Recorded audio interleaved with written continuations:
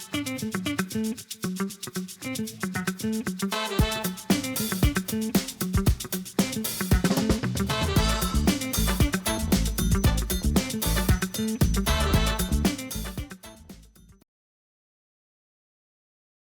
Community Unity Now, the D-Tycoon Show.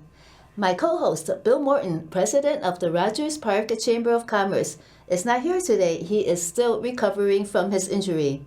I am Trudy Leong, administrator of the Rogers Park Chamber of Commerce. And our very special guest today is Kevin Ryan. He is running for U.S. Senate and for the retiring Dick Durbin seat. Yes. Okay. Pleasure to be here. Thank you so much, Kevin. First of all, why run and why choose now to run? So I decided to choose to run now because the status quo has critically failed. The re-election of Donald Trump, as we have seen, is undermining a lot of the principles and values that this country was founded on. And why should I run for the United States Senate? I think it's because the Democratic Party has atrophied. There's a certain rule book that we're supposed to play by. You have to raise this much money. You have to start at this lower office, move your way up to this office, wait your turn, kiss the right rings. And I think that has created the atrophy within the Democratic Party, which made it incapable of defeating Trump for a second time. So I think we need to start electing Democrats who are bold and who are willing to act boldly. And so running for this seat is my first act of being bold and saying that I reject the old model of waiting your turn, of raising and spending tens of millions of dollars, and instead I'm thinking and acting anew, as Lincoln said, and I'm daring to be bold because now is not the time for timidity. So you mentioned that you have to kiss a lot of rings to get the Democratic support. Where did you learn this, and do you know whose rings you have to kiss? So I was trained to run for office by this organization called New Politics Leadership Academy, a wonderful organization that I think does some really good work in making sure that people run for office for the right reason. And so as I went through that process, I was put in touch with political consultants and people who are involved in politics.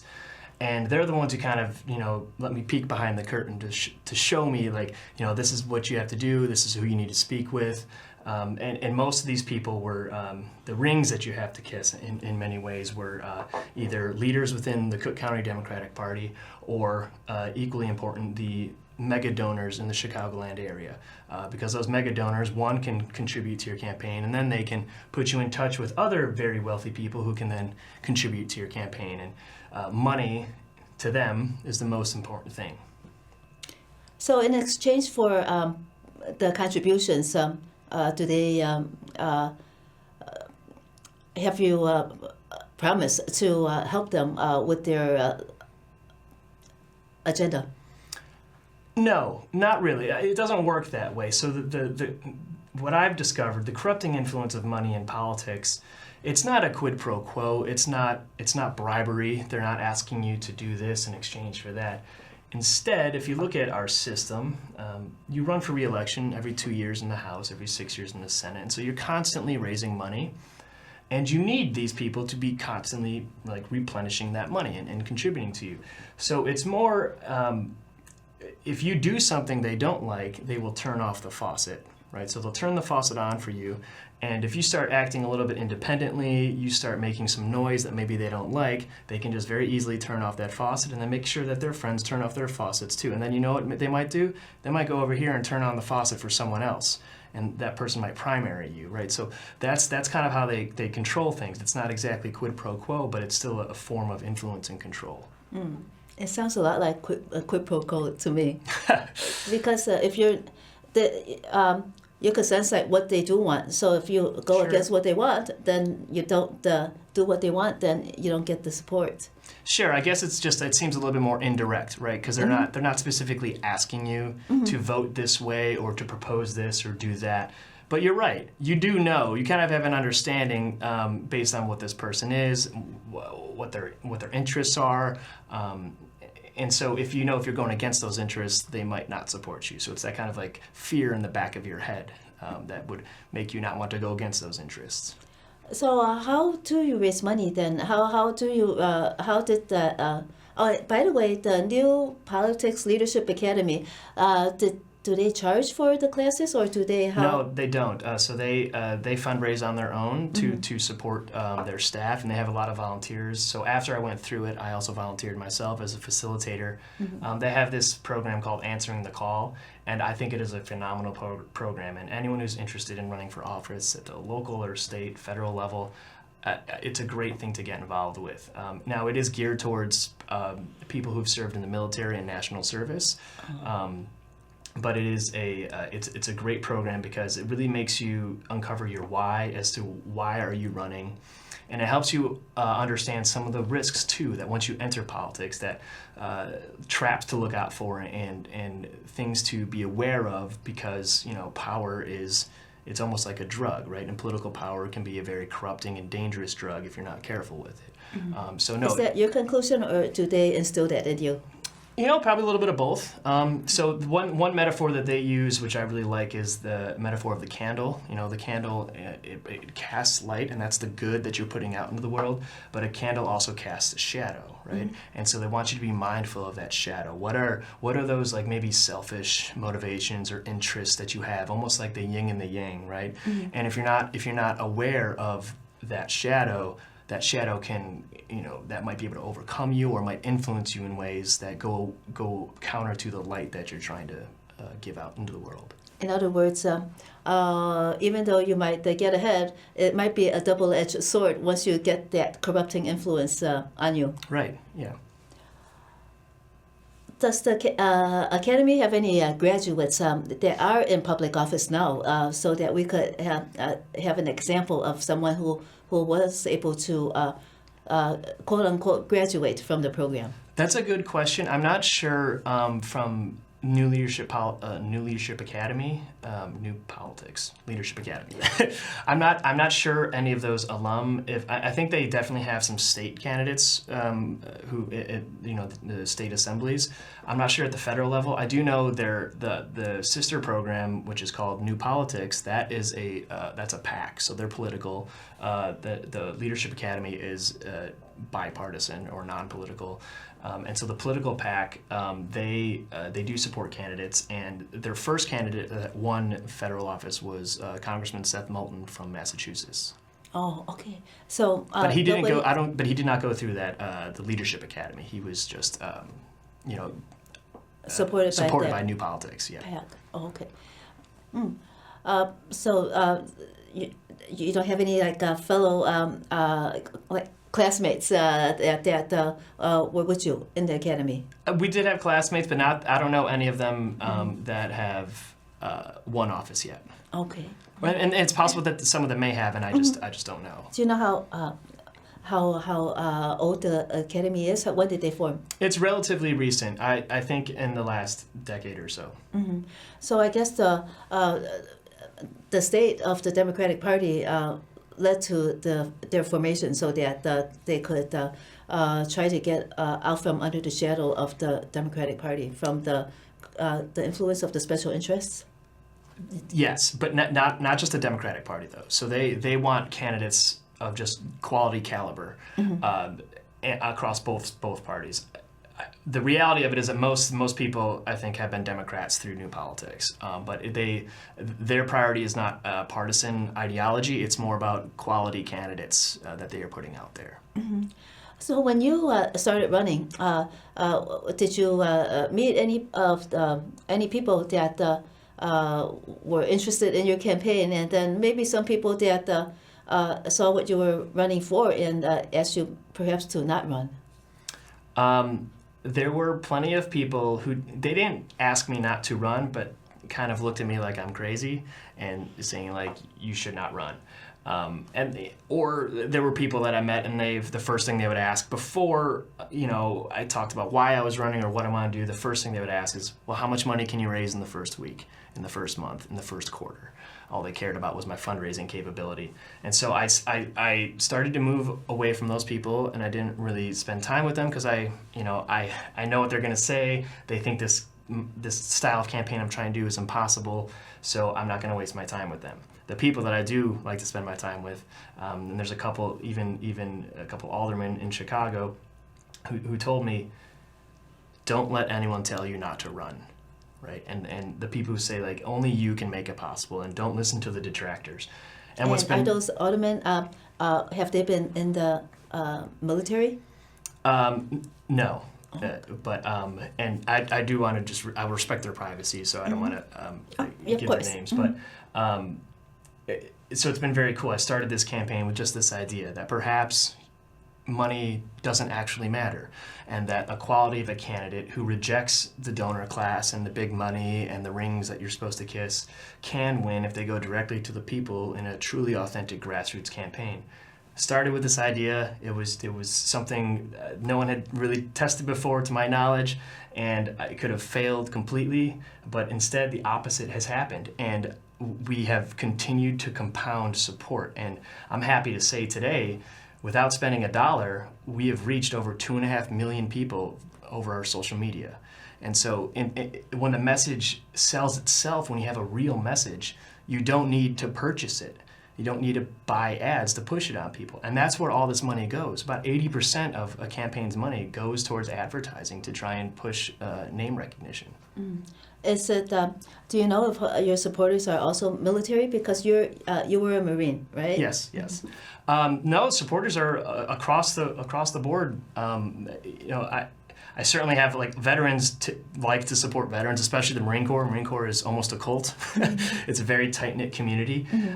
So we do have a lot of veteran support, but also we just have, really, there's two camps that I see, and it's everyday people and it's people who are involved in politics. And the people who are involved in politics look at this campaign as a pariah, as a non-starter, as an impossible dream.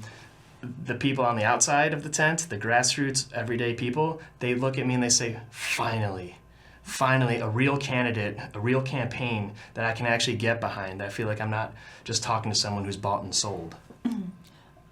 So what, as a Marine, do you translate over to your campaign? What are your Marine values that you are injecting into your campaign and your platform? I mean, I think the biggest one is boldness, right? Be bold, do the hard thing because that's the right thing to do. Don't let someone tell you can't, right? That was the whole thing about joining the Marine Corps. It's one of the most difficult branches to join. It takes a lot of grit and determination to get through. And so I think, and I was in the infantry, right? An infantry officer, and with the infantry officer course in the Marine Corps, and it's a difficult course to pass. About half the people fail on any given year. And I think about the grit and determination it takes to get through that, and I apply that to the campaign, saying, don't let anyone tell me no. I'm not going to quit. I see a way that we should be doing things, and I'm going to pursue that way, and I'm not going to let moneyed interests tell me otherwise. So the boldness does not come from the New Politics Leadership Academy. It comes from the Marines. Yeah, I would say that. I would say the boldness comes from the Marine Corps, and the understanding of politics and the pros and cons of getting involved in politics. That comes from New Politics Leadership Academy. And then, what was the main issue of the seat? That what is do you want to change that made you run in the first place? So again, it was back to the atrophy of the Democratic Party and being incapable of preventing Trump from returning. I think that's because they have more or less left the working class and working families, and instead have been spending so much time with this elite donor class, the corporate Democrats, which I think started with Bill Clinton. And so we need to go back to our New Deal roots. I consider myself a New Deal Democrat, and we need to focus on working families and not these donor corporate elite. And the way that we do that, the number one issue that I care about, is taking money out of politics by passing a constitutional amendment that establishes campaign spending limits and eliminates super PAC funding. That would solve a lot of our problems when our politicians are not reliant on these donors. So is there anything like that now in the going through the legislature? So there's been a couple attempts to do this. There's been a few joint resolutions in the last several years that have been introduced. I think the difference is, however, it's a typical thing that people in Congress do. They introduce hundreds of bills a year, but then they don't do anything about them. And then they issue a press release saying, like, today I introduced this bill in Congress, and to make it look like they're doing something. But then when you look at how many bills that they've sponsored have become public law, it's usually very few. And it's usually to rename a post office, right? So what I'm advocating for is actually getting something done on campaign finance reform. So on day one, I would introduce a joint resolution to pass this amendment. But then I won't just leave it, I will campaign on it. I will get in the school bus that's parked outside, and I will canvass those red states like Mississippi, Alabama, South Carolina, just like I've been canvassing the red counties of Illinois. Because when I go down to these red counties, the people sign on. They say, yes, we don't want billionaires and the ultra-wealthy controlling our elections and deciding who runs this country. This 71% of Americans support campaign spending limits. The popular support is there. We just need a leader in Congress who will drive it forward. A lot of the grassroots and workers, they have the unions, and then often the union leaders are still working with those mega donors there, and the leadership as well. So how would you separate that? So you do want union support, but oftentimes the union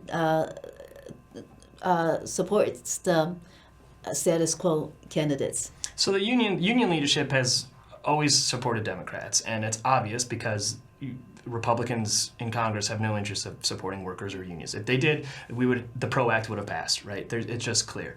I mean, this goes back to Richard Nixon and the hard hat riots about trying to drive this wedge between working class people. So unions, they contribute to campaigns, certainly, but the contributions that unions make are nothing compared to corporate interests. So I'm not so worried about that. What I am worried about is the 60% or more of union members, especially from the building trades, that voted for Trump in the previous election. The leadership supports Democrats, but the membership keeps leaching towards the right, and it's against their interest. And it's because, from what I can tell, the Democratic Party has become out of touch with workers because they spend all their time, a third or more of their time, fundraising with these wealthy elites. And so they don't know what it's like to be in some of these communities. I mean, we're going to all 102 counties. I've been to over 70 so far. What other candidates are doing that to learn the issues that people are going through? For example, down in Cairo, the southern tip of Illinois, I talked to residents there. They tell me they haven't had a grocery store or a gas station in over a decade. And this is a Democratic town. Why isn't anyone doing anything for Cairo? Probably because there's no money or votes there, so they don't care about it. But that's wrong. So we need to rethink our politics so that we can make better government. Mm-hmm. And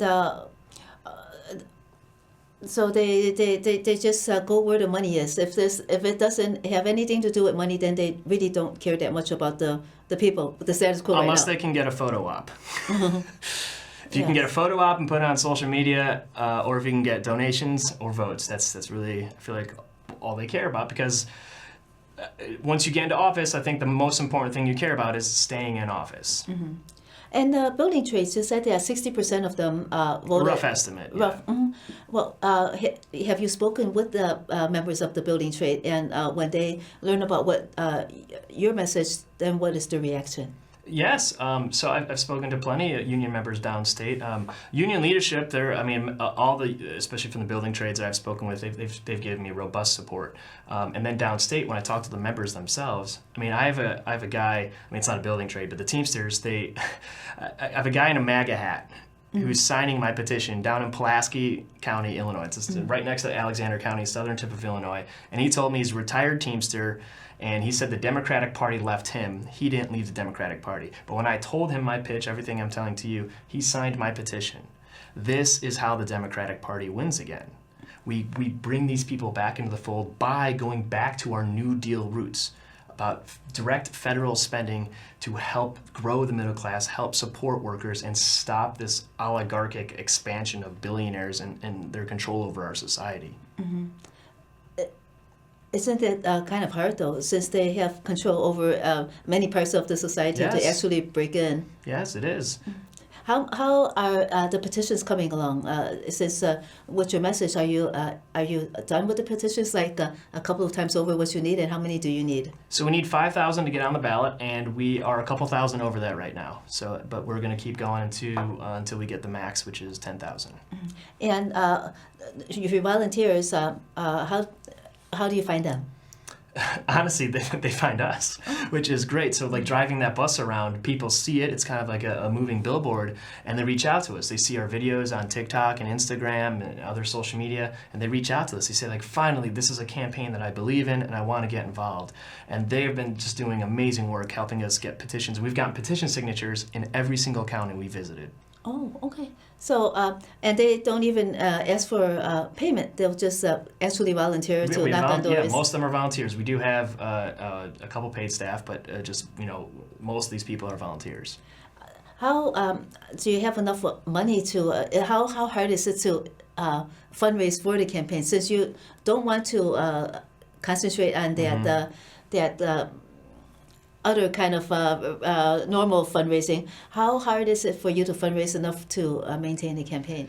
So yeah, we're not really doing active fundraising. We just kind of been doing this grassroots fundraising. So we have our donation page on our website, and every now and then I'll post a story on our social media with the link to it. And then if people want to donate, they donate. What I haven't been doing, which was what you typically do as a candidate, is what's called call time. And you have a Rolodex and you have your phone, and you go through and you're like, hey, I need $200. Hey, I need $1,000. So I have not been doing that, but what's been really rewarding is people have been coming up and supporting us anyway through this grassroots fundraising method. Mm-hmm. Because for call time, you don't think that you have enough time to actually talk with the voter? There's no way I could be doing call time and doing what I'm doing, visiting all these counties. Right. So I guess you had to give up your full-time job in order to campaign full-time. Yes, I did. Okay. What other issues are you also trying to address? Right. So I think that it was as a New Deal Democrat, it starts with getting money out of politics so we can start electing people who are more responsive to working families. And then we can start instituting New Deal policies. We should be investing in healthcare, education, childcare, housing, instead of defense contractors, instead of renewing our ICBMs that have nuclear warheads that are more or less obsolete, and even if there was a nuclear war. We need to treat our domestic populace, invest in them like we invest in our defense.